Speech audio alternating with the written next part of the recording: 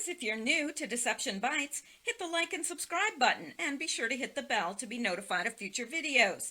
If you wish to support the channel, the links are in the description below. Now, fasten your seatbelt. Here we go. Okay guys, I'm back and I see you are as well. It is September 7th, or September 8th rather, the Sunday, and it is 9:43 p.m. Eastern Time. Well, I didn't get to post yesterday. Both my email accounts were up into the thousands. I was so far behind and I was feeling overwhelmed because people had sent me things that I hadn't had a chance to look at, and all sorts of things. And so it took actually yesterday and most of today to clean out my mailbox, but now I feel like I'm a little bit more organized. All right, so we're going to get into Q related news tonight, and there's plenty of it. So let's get started. But first, now I don't have anyone to thank today because there hasn't been any donations or through coffee or what have you since the last video. And of course it's the weekend, so I didn't get any mail. We don't do mail here in Canada on Saturdays, which I miss. I loved that about the States, but it is what it is. Anyway, I do have to issue this correction. Remember, I had posted a link to William Cooper's book, Behold a Pale Horse, which is a phenomenal book. Phenomenal. And I had made the statement that I don't necessarily agree because he talks about aliens and so forth. And, I really made my audience believe that Bill Cooper believed in aliens. Well, this person or persons, you don't even own a suit, that's what they go by, says not the full book, it's only a few chapters which are about aliens. You also claim Bill Cooper believed the alien stuff when he actually didn't. It was disinfo fed to him by the government when he was in Naval Intelligence Project Bluebeam. He was just telling you what he read. So I wanted to issue that correction. Now, for those of you that may wonder, I do believe in aliens. I just don't believe that they are aliens in the true sense of the word. I believe that they are demonic entities that roamed the earth during the period of the giants. So that is what I believe, and you are welcome to believe whatever it is you believe, and we can agree to disagree. But that is it for now. I have issued that correction and we're going to go on. And we're going to start with this, which is extremely important. So let's get into it. All right. Now, this is a thread that has been unrolled by 3 Days, 3 Nights. And they are on Twitter, and it was actually one of my listeners that drew this to my attention, drew this person to my attention, 3 Days, 3 Nights. And I'm very glad that they did because they are a wealth of information. So if you're on Twitter, this might be a great person to follow. And I want to just give a shout out to this person because they've obviously done a very thorough job here. And I happen to believe what they are saying because it kind of meshes with what I believed, but didn't really have the proof of it. But this person has made it very convincing. So let's take a look at it. Now, number one, now I am going to have to speak in code somewhat because I don't want to draw any more attention to my account. They've already looked at my account. They already mess with my numbers. And I think if they could find a reason to kick me off, they would. So that is why I do this. It is out of an abundance of caution. I know there are others that do the same thing, like Marfugel News, and I love that channel. Great channel. But anyway, I'm not the only one that does this. All right, how do you NUKE a country without them knowing they were NUKE'd? Well, that's a good question, isn't it? Because if one were to do that to a country, one would assume that everyone would know, right? Well, if a Cat 5 hurricane hit a NUCLEAR plant dead center, and of course that is what Donald Trump said, that the hurricane was, set to hit dead center. And at the exact same time, an underwater NUKE was set off next to it. Would the resulting nuclear meltdown look like the Fukushima incident and Chernobyl? Well, think about that. In the middle of a Cat 5 hurricane, and the hurricane hits the plant, dead center. Well, we know that very little can survive a Cat 5 hurricane. That's just the facts. And if you doubt that, and I do want to, those people that said, oh, they're saying that the Bahamas aren't as bad as everyone's letting on. Bull.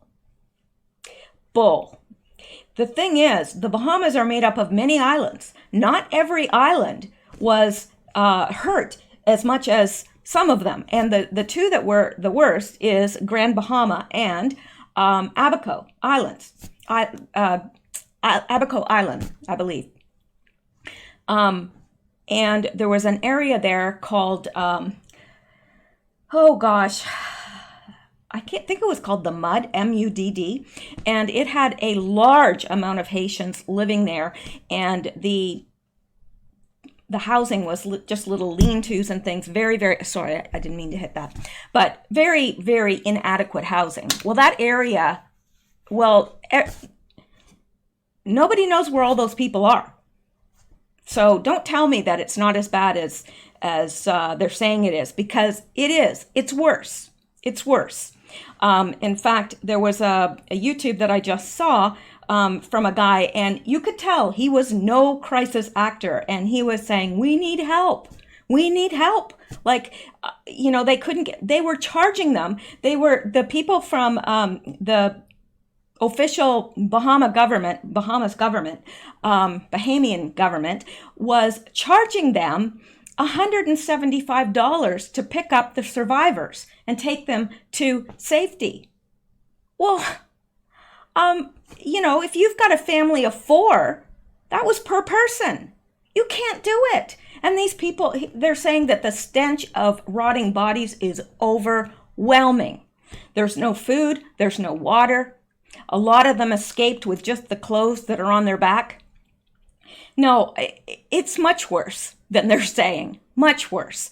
So anyway, I just wanted to let you guys know that are saying, oh, no, they're exaggerating it. No, they're not. Some areas of the Bahamas look just like they looked before.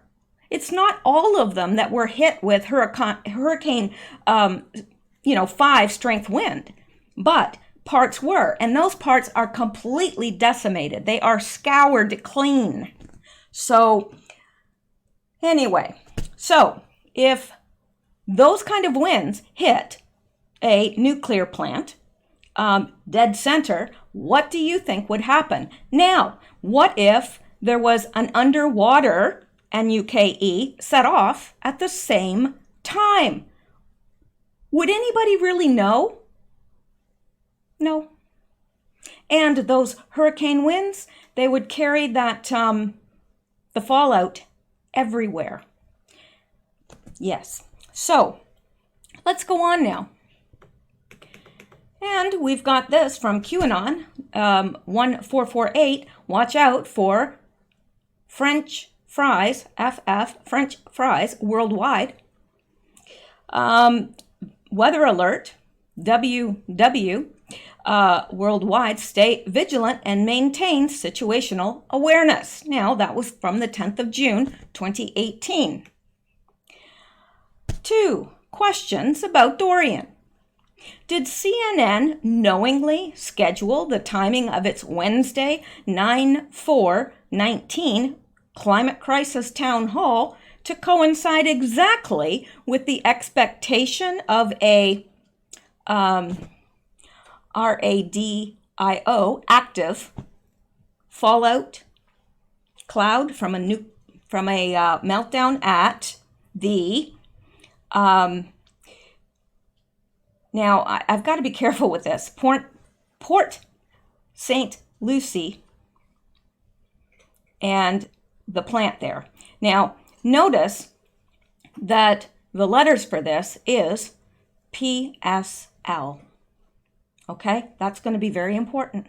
Just notice Port St. Lucie, PSL. Now, and he's saying you decide. I'm just asking. Well, it is very interesting that that would have been at the exact same time had the deep state plan gone through. That town hall meeting would have been at the exact same time as this cloud was drifting across the U.S. Wouldn't that be just a dandy time to have a climate crisis town hall meeting at the very time when the U.S. is facing its biggest crisis and having it blamed on climate change? Well, I think that would be a delightful time to have it. If I was evil and part of the deep state, I would think, yes, that's a great time to have it because people will be listening. And you know what? They will be very sympathetic to it because they're experiencing the effects of it. So let's go on now. And it says an unprecedented CNN Democratic presidential town hall event, climate crisis, Wednesday, 5 p.m. to midnight. Did CNN expect a MELT down? The amazing timing of CNN's town hall and the potential MELT down of PSL from Dorian. Well, this is getting interesting, isn't it? Questions about Dorian. Did you know that on Sunday, 8/25, August 25th, 2019, all the early Dorian storm tracks showed a promising young hurricane that was estimated to strike the PSL plant dead center as a major hurricane. So August 25th, that was the indication from all reports and all storm tracks that it was going to hit their dead center. Now, this is going to get very interesting, so just hang on, bear with me. So, whoops, what did I do there? How do I get back? Okay, I got you. All right, Sunday, August 25th, early Dorian storm track, show it hitting, and we can see right here is where it was set to hit on Sunday, the same Sunday as they were going to be holding a town hall meeting. That's right. All right, and let's go back because we can.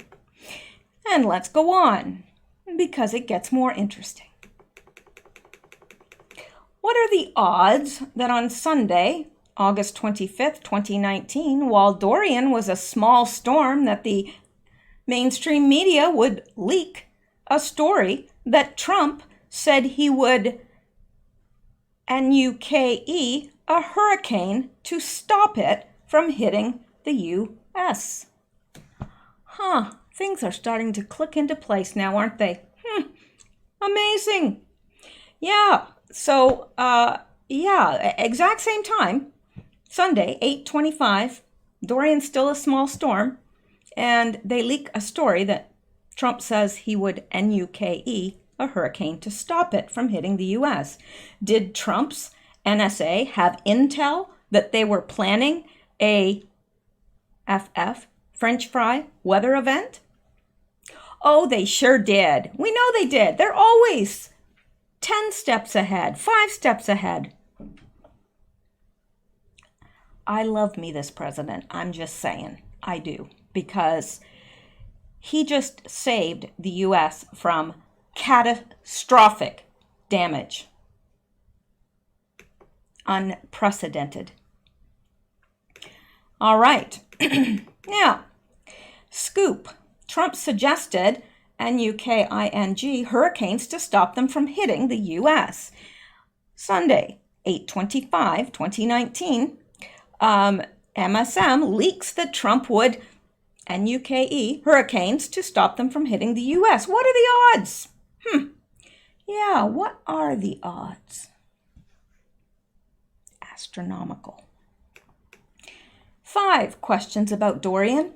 Dorian was growing larger, and on Tuesday, August 27th, 2019, would you be surprised to learn that CNN released the schedule for its climate crisis town hall to fall on Wednesday? Okay, I was wrong about the when the town hall would be. On Wednesday, September 4th, 2019, just a day or two after the estimated destruction of FLA.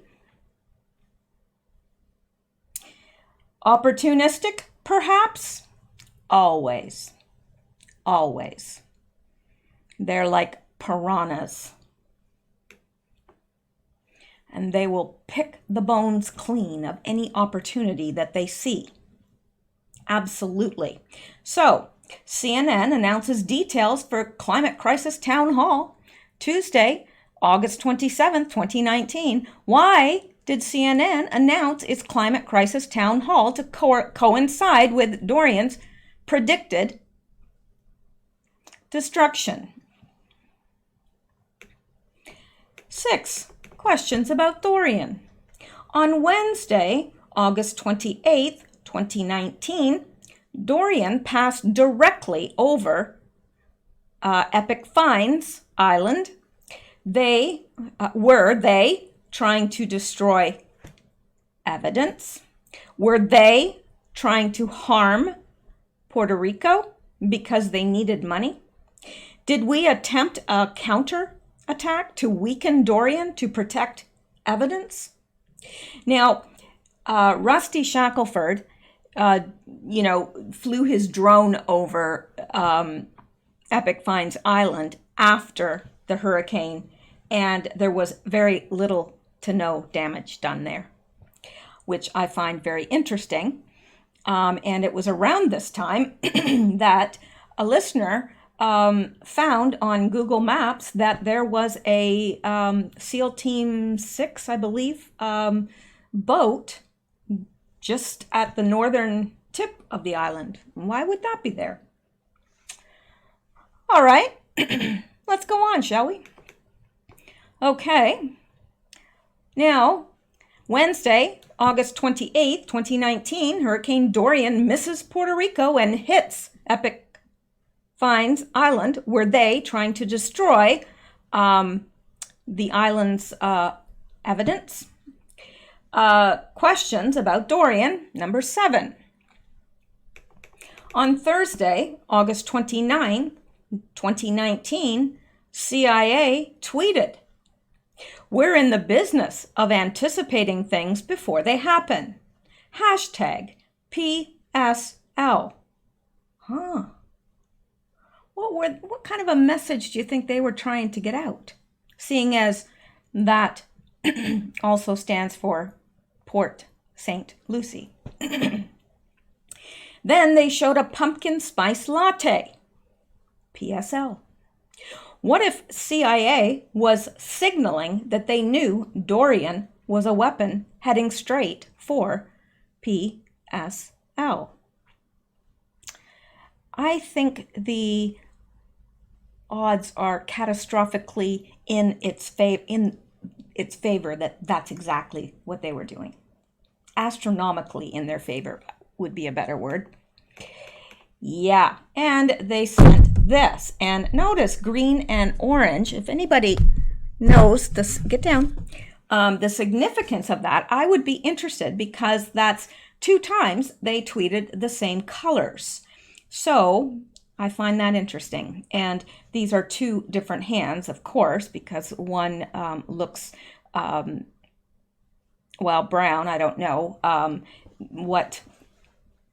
And it doesn't matter, but this hand is white, so I know that it's 2 separate people is what I'm saying. And they're kind of, chinking their but there's no chinking because it's cardboard. And here it says that we know it's not fall yet, but we're in the business of anticipating things before they happen. And pumpkin spice latte, PSL. CIA, okay, well, we've just read that, so let's go on. Don't you find this fascinating? Fascinating, I say. Now, questions about Dorian. Were you aware that on Thursday, August 29th, 2019, Trump received his Dorian weather briefing with the first map showing a dead center strike on PSL. We now have Trump's NUKE comment along with the PSL target and the CIA using the PSL term. 3 things.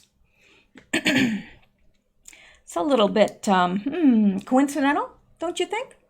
I do. So, yeah. And see, here is this update, and it is headed straight for PSL. Yeah. But we're not done yet. On Friday, August 30th, 2019, Trump cancels his trip to Poland and retreats to Camp David for the weekend. Trump makes the remark about a dead center hit several times.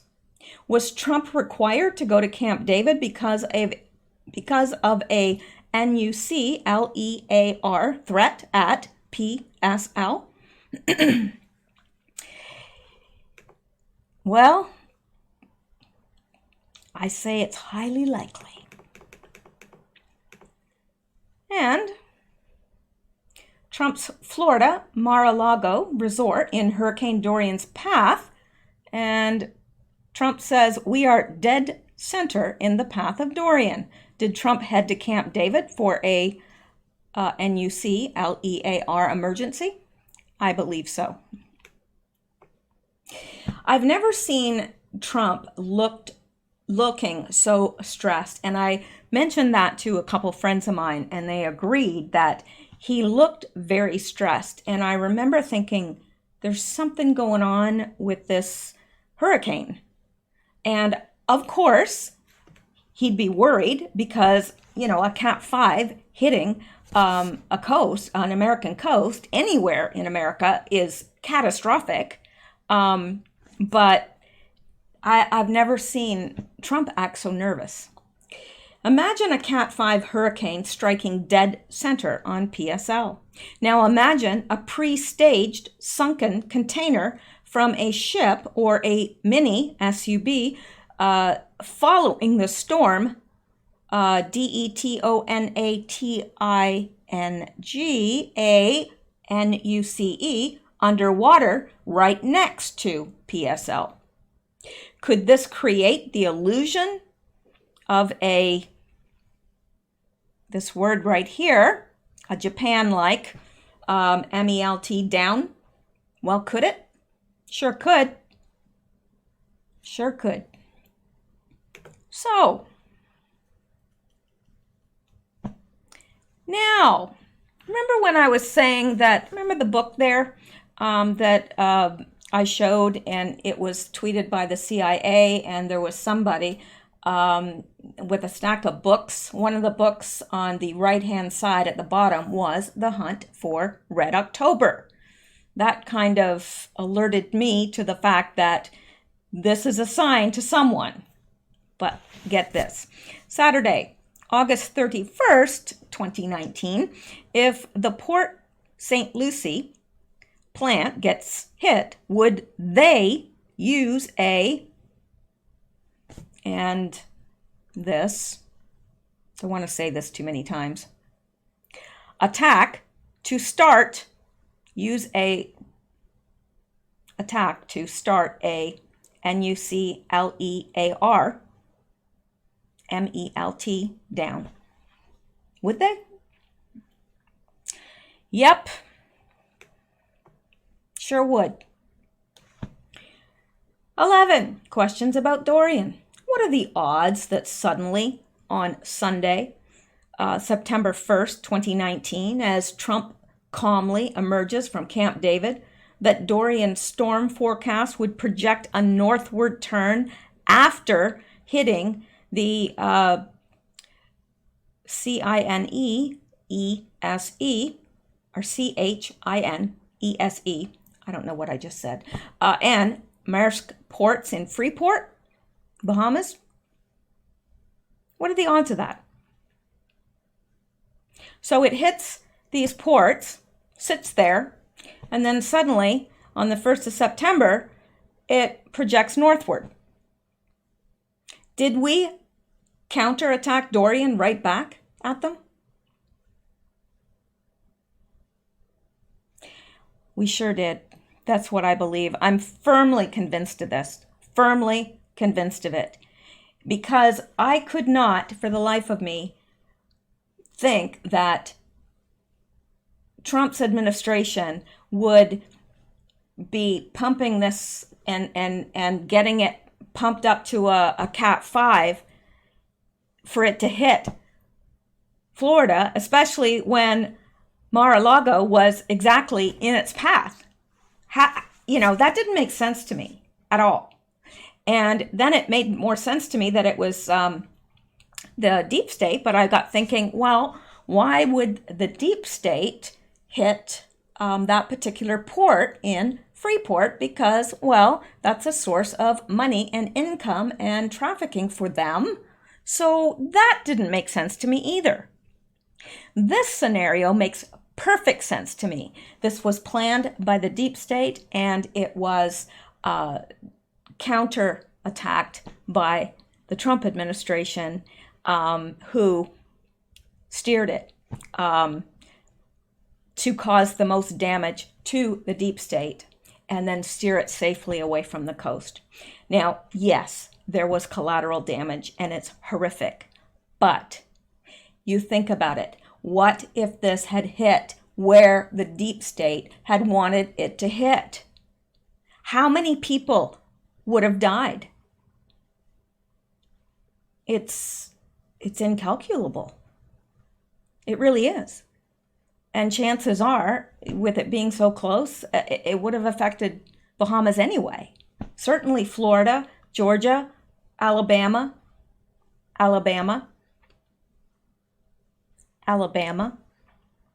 Sure would have. All right. Now, so Sunday, 9/1/19, Dorian's track suddenly shows a big north turn at Freeport. Did we prevent their plan? I do believe we did. 12 questions about Dorian.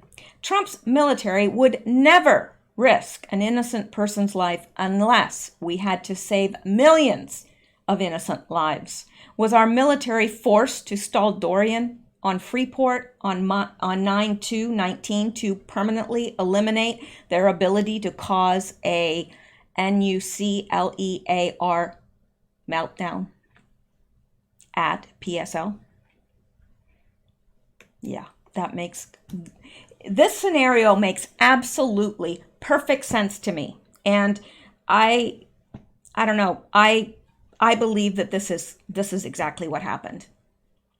And until I see evidence to the contrary, this is what I believe. So, number 13, questions about Dorian. On 9/3/19, Dorian makes the miraculous north turn while downgrading from a Cat 5 to a Cat 2.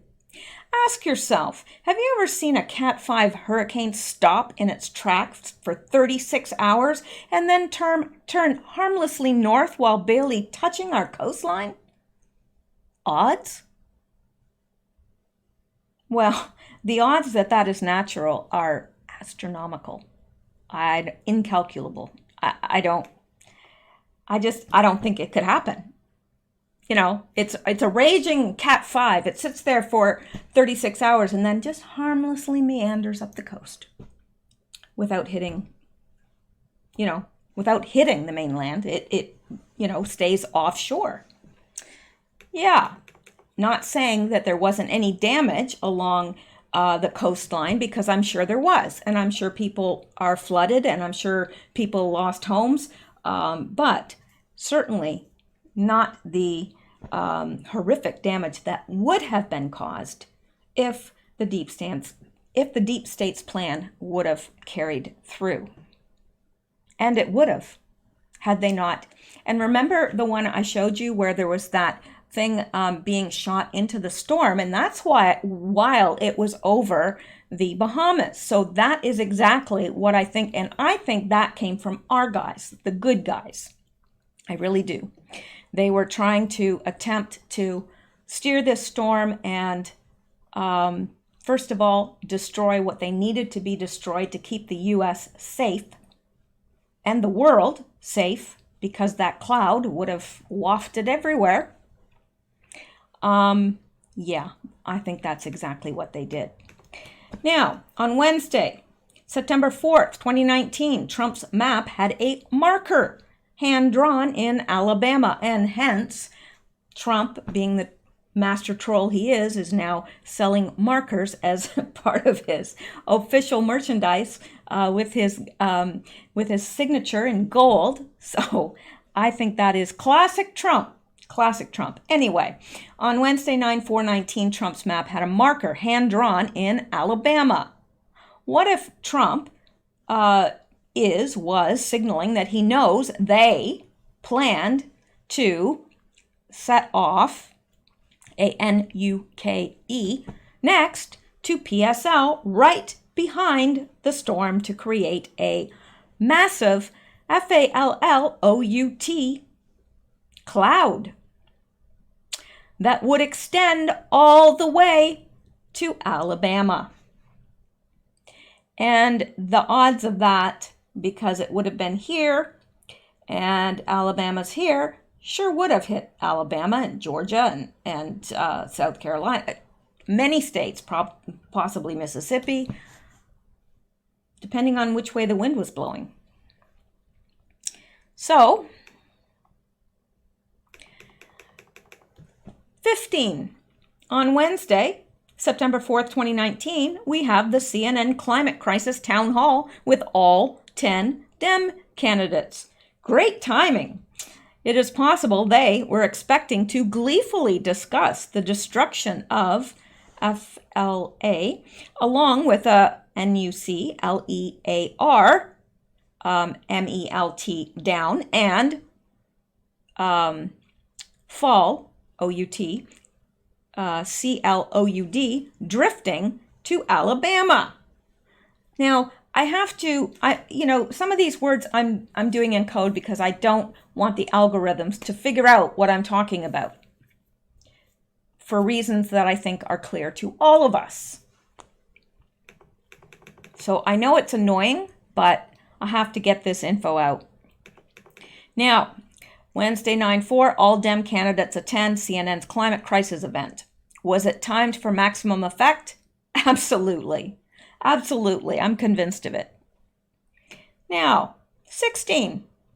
How can you explain this image where they renamed Alabama as Mississippi when showing Dorian warnings? Was this code to warn their producers to drop any prepared references of a mass exodus of people to Alabama that were fleeing for their lives? Yeah, why did they do that? They've got Alabama here mislabeled as Mississippi. Now, these are not mistakes that slip by. They're not. They have all sorts of people hired to make sure that things like that don't get through. So why? Why did they do that? I think that it was code. And it was to warn the producers to drop that narrative. Yes, I do. Now, 17. Did I miss something here? No, I didn't. Would it be convenient for them if a climate crisis storm was blamed for poisoning the red counties in North Florida with RADIO active material while making Disney off limits for evidence gathering? like what happened in the Russia event, NUCLEAR event. Wasn't that on Netflix recently? I don't know. Don't watch Netflix. So if you guys know, let me know, because I don't know what that is a reference to, but I believe this person obviously does. So, okay. So would the cloud have passed over Disney and created an evacuation to hide evidence? Very possible. Very possible. Now, on Thursday, September 5th, 2019, Dorian wandered north and the eye wall briefly touched a tiny barrier island just north of Bald Head, North Carolina, called No Name Island. What are the odds?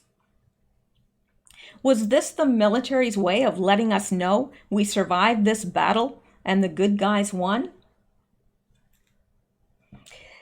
I don't know. It is quite possible. I just think that's interesting. No Name Island. Yeah. All right. Did Patriots save us to let us know the eye wall passed over No Name Island in North Carolina? It's more than possible. Now, let's look at this. Our friends at the NSA also tweeted about PSL twice last week on 8/27/2019. And let's look at this. NSA/CSS. Oh, they're talking about pumpkin spice latte. Well, we have that here too. And look at the same colors. And there's like a leaf that has fallen onto. And I think this is interesting because they're clearly outside. And yet, this looks like fire to me right here. Nobody's mentioned this, but that's what it looks like to me. They're clearly outside. There's a very withered leaf that is on one of the glasses, and we've got the color orange and green again, which again, I don't know. If anybody knows what those colors might symbolize, please let me know, because I meant to look into that and I haven't had a chance today, but I find it interesting. And this reflection here of what looks to me to be fire, or somewhat could have been just photoshopped onto there, or maybe the reflection of the light in the background. But it doesn't look dark enough out here to have lights, outside lights on. So I don't know. You guys let me know what you think. So there we, and then we have this, NSA, CSS, and it is definitely them. There's the blue check mark. Why is everybody talking about paid sick leave? Of course we get that here. Hashtag PSL. So it's interesting. First they send this one. Ooh, they're talking about pumpkin spice latte. Well, we have that here too. And then why is everyone talking about paid sick leave? PSL. Of course we get that here. Yeah, they were trolling and they were sending a message to the deep state. Definitely. There's no question in my mind now. None.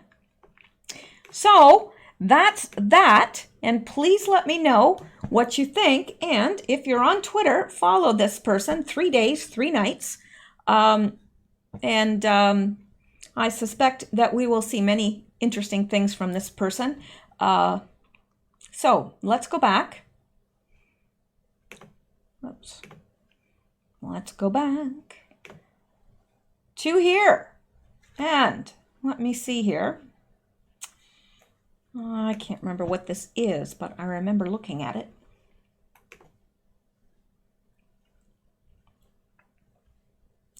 All right, what is this? I don't know why I selected this. Well, it's a mystery to me. Can anybody read my mind from, probably about 4 hours ago? I don't know. I guess I probably need a pumpkin spice latte or something. All right, let's look at this now. No, really, let's. All right, this is another, is this the same thing? I think it is. It was so interesting, I put it there twice. I don't know. This must have been before I had my coffee. All right, let's look at this. Yes, agency reverses course on Trump's Alabama hurricane claim. Washington AP, a federal agency, has reversed course on the question of whether President Donald Trump tweeted stale information about Hurricane Dorian potentially hitting Alabama, upsetting meteorologists around the country. On Sunday, Trump had warned that Alabama, along with the Carolinas and Georgia, was most likely to be hit much harder than anticipated. The National Weather Service in Birmingham, Alabama, tweeted later, Alabama will not see any impacts from Dorian. We repeat, no impacts from Hurricane Dorian will be felt across Alabama. The system will remain too far east. But the president has been adamant throughout the week that he was correct, and the White House has deployed government resources and staff to back him. The latest defense came out Friday evening when the National Oceanic and Atmospheric Administration issued a statement from an unidentified spokesman stating that the information provided by NOAA and the National Hurricane Center to the president had demonstrated that tropical storm force winds from Hurricane Dorian could impact Alabama. The advisories were dated from last Wednesday, August 28th through Monday, the statement read. The statement also said that Birmingham NWS tweet Sunday morning spoke in absolute terms that were inconsistent with probabilities from the best forecast products available at that time. The statement from NOAA contrasts with comments the agency spokesman, Chris Vocaro, made Sunday. The current forecast path of Dorian does not include Alabama, Vocaro said at the time. Friday's NOAA statement released just before 5 p.m. points to a few graphics issued by the National Hurricane Center to support Trump's claims. The maps show percentage possibility of tropical storm force winds in the United States. Parts of Alabama were covered, usually with 5 to 10% chances between August 27th and September 3rd. Maps on August 30th grew to cover far more of Alabama, but for only 12 hours, and the highest percentage hit 20 to 30% before quickly shrinking back down. Alabama was not mentioned in any of the 75 forecast advisories the Hurricane Center sent out between August 27th and September 2nd. From August 28th to August 31st, a handful of locations in Alabama were mentioned in charts that listed percentage chances of tropical force winds or hurricane winds, maxing out at about 11% chance for Montgomery to get tropical storm force winds. Former National Hurricane Center Director Bill Reed blasted NOAA leadership Friday night on his Facebook page, calling the situation so disappointing and saying he would comment because NOAA employees were ordered to be quiet. Either NOAA leadership truly agrees with what they posted or they were ordered to do it. If it is the former, the statement shows a lack of understanding of how to use probabilistic forecasts in conjunction with other forecast information.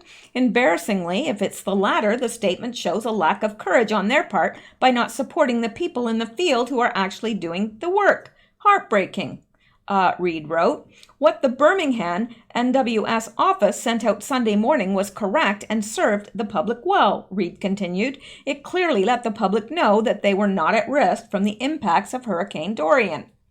Dan Sobian, president of the union representing weather service employees, tweeted Friday, let me assure you the hardworking employees of the NWS had nothing to do with the utterly disgusting and in disingenuous tweet sent out by NOAA management tonight.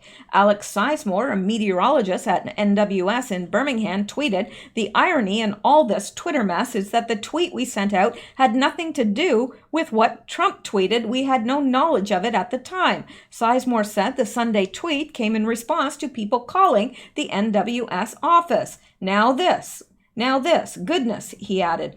Other meteorologists also voiced concerns about NOAA's actions Friday. "I am disappointed to see this statement come out from NOAA Oklahoma University meteorology professor Jason Furtado told the Associated Press. "I am thankful for the folks at NWS Birmingham for their work in keeping the citizens of Alabama informed and up to date on weather hazards." Furtado said NOAA's statement and the president's Twitter war on weather are undermining confidence in meteorologists, adding, "The job just got harder because of this issue." Now, University of Georgia meteorology professor Marshall Shepard, former president of the American Meteorology Society, simply responded, "OMG." Brian McNulty, a hurricane researcher at the University of Miami, cited the focus NOAA placed on tropical storm winds in its Friday evening statement. He said the first assertion about such winds from Dorian affecting Alabama is fine, but the second assertion seems to be excessive. So because the thing is, Trump has even tweeted out news reports that were showing Alabama in the crosshairs. So I don't understand. Well, I do understand where all this furor is coming from. And of course, the deep state is very upset because they were found out and they were thwarted. Their plans were foiled, and this is their only small way. Now, I believe that Trump, yes, I do believe, I don't think that he would just state that as an outright error. I do believe that at that time it was in the cone of uncertainty or whatever. But I think it had more to do with possibly a cloud reaching them if the deep state plans were to succeed. That is what I think could have been a code to the deep state that, hey, we know your plans. They already sent the codes about the PSL, pumpkin spice latte, and paid sick leave, which to me are pretty obvious. So there you go. You can decide and you can, So let's just say that Trump misspoke. Okay. Well, now I know they're upset because they say, well, he didn't just misspeak, then he just kept defending himself. Because really, I think that he was right. Because there's too many things that he's tweeted about news sources and so forth where they've said Alabama. So he got that from somewhere. And he picked up on it for a reason, an alternate reason. That's what I believe. All right. Let's go back now because there's more to get to. There's always more to get to. Okay. I'm not gonna. Oh, okay. NOAA backs Trump on Alabama forecast. And you know what? I'm going to go on from that because I think we have done that to death. And at this point, I think I'm just flogging a dead horse. So I feel sorry for that poor dead horse too. But anyway, let's go on because I think we've had enough of that. But NOAA is backing Trump. Now, let's look at this. This came out 9/7, which is yesterday. I forgot the date momentarily. I had to look. I don't know. First day with a new brain. I don't know what to blame it on. Okay, now let's look at this. Leprosy cases are emerging in Los Angeles County. Yes, I said leprosy. Bet you'd never see that on American soil, would you? Did you? Now, it's funny because I remember someone rebuking me as a child because I knew every leprosy joke that was ever made, really. And I could just list them off like this. And, my friends would laugh. We all thought it was funny because in our minds, leprosy was long gone. I didn't even know that leprosy still existed in the world, which it does. And so I was rebuked at that time, saying, this is not by an adult, who said, you know what, that's not appropriate. And when they explained to me why, I stopped telling the jokes. They said, you know, there are still people in this world that suffer from leprosy. And, you know, this is pretty callous. And I had to agree. It was pretty callous, looking back on them, because they were pretty horrific jokes. But let's go on. Leprosy cases are emerging in Los Angeles County, according to a recent study revealed in Reuters Health Report, and its co-author, Dr. Maria Teresa Ochoa of Keck Medical Center of the University of Southern California, Los Angeles, told Reuters Health that she's urging the public to fight the stigma. And it does have a stigma, because to me, I always conjured up biblical images of lepers and them being segregated into leper colonies and so forth. And, you know, like their fingers would drop off and toes and parts of their body would just fall off. And it was so horrific that I had to joke about it, because I didn't believe that it was still a problem, but it is.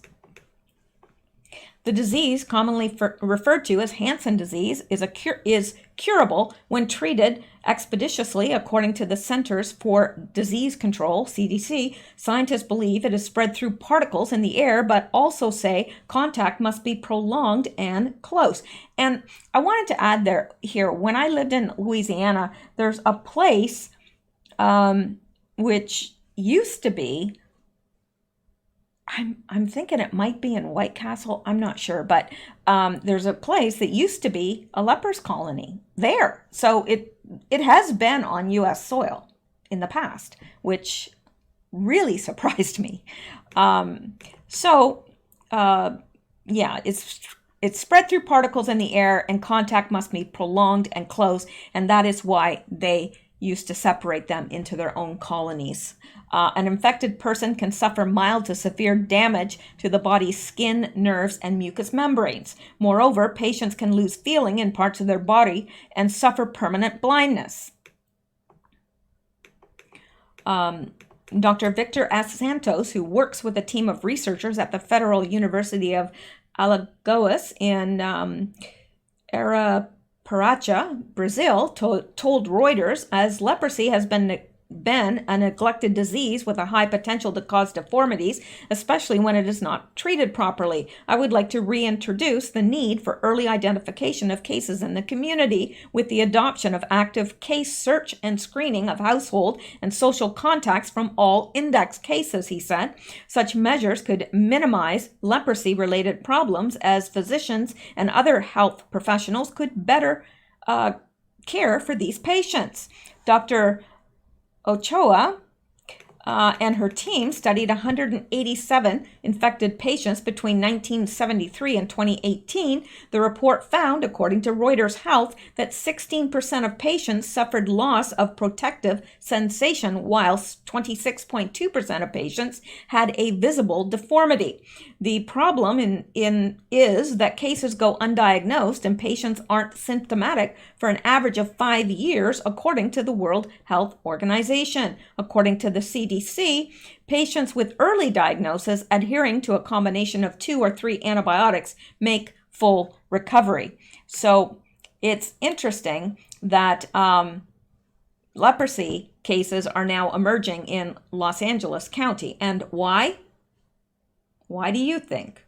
We've got a lot of undocumented immigrants coming in who possibly have things that we are not immune to. We don't have our immune system is not built up toward that, because it's not something that is generally in our area. Also, there is feces and urine flowing in the street.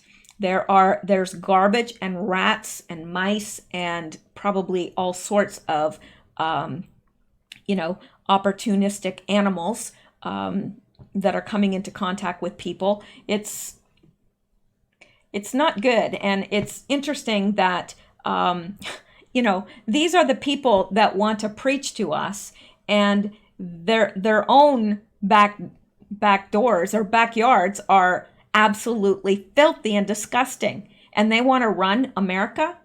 So they want to make it all a cesspool. Is that what they want? Yeah, they do. They don't see anything wrong with it. No. Oh yeah, let more people in. It doesn't matter that we can't house the people we have now, that we can't look after them, that we can't take care of our veterans and our seniors, that the housing costs are out of control, and there's more and more and more people on the streets. And you know what? These are not people that are drug addicted and mentally ill, as most of us assume. There are a lot of what I call the new homeless that have jobs, full-time jobs, and they go to work every day, but they're homeless because they can't afford housing. And it's happening more and more. My gosh, I've never seen homeless around this area where I am, and now there's a homeless encampment in back of Walmart. Absolutely shocking. And most people don't know it's there, and when you tell them, they go, "What?" Yeah, homeless encampment here. This is an agricultural area. There's lots of food, good food here to eat. There's lots of sanitation, but the housing is spiraling out of control. I mean, just since I moved here, I'm so glad that I've locked in a payment, because otherwise there's no way I could afford housing here. Really. Because the new stuff that they're building is, people can't afford it unless they're, they've given up houses somewhere. And, I know a lot of people from Toronto are moving down to this area, because Toronto, you can't get anything under $1 million. You just can't. So they're coming down here and they're building more housing here. Well, they've sold homes there, that they might have bought for $100,000 or $200,000, and they sell them for over $1 million. Then they come down here and they buy a house for $500,000, and they think, "Wow, what a bargain!" But the people around here don't think it's such a bargain. So yeah, and it's happening all over the United States and probably all over Canada. Well, at least some parts in Canada. Anyway, I know Toronto is having a horrible time because you can't afford an apartment. Not that you'd live in. It's unbelievable. So anyway, let's go on from that. Actually, you know what? What you say? Well, let me tell you. I think I'm going to just do maybe one more, and then I'm going to get this uploaded so you'll know that I'm recording tonight. Then I'm going to come back and do another video, and you can't stop me. I know. Why would you want to? Because nobody forces you to listen. So anyway, let's look at this.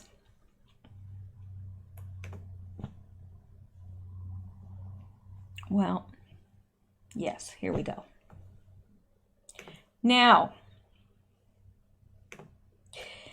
Bahamas struggles to cope with decomposing bodies' emotional trauma after Hurricane Dorian. And I don't believe that I've read this, and I'm not going to read all of it, but this is, those people that are saying, "Oh, there's, it's not as bad as people are saying." Yes, it is. Yes, it is. It's just that some areas weren't as hard hit. So yeah, if you have somebody there taking pictures, then they're right. It's not as bad, those areas. But the areas that were hit, devastated, completely decimated. Marsh Harbor, Bahamas.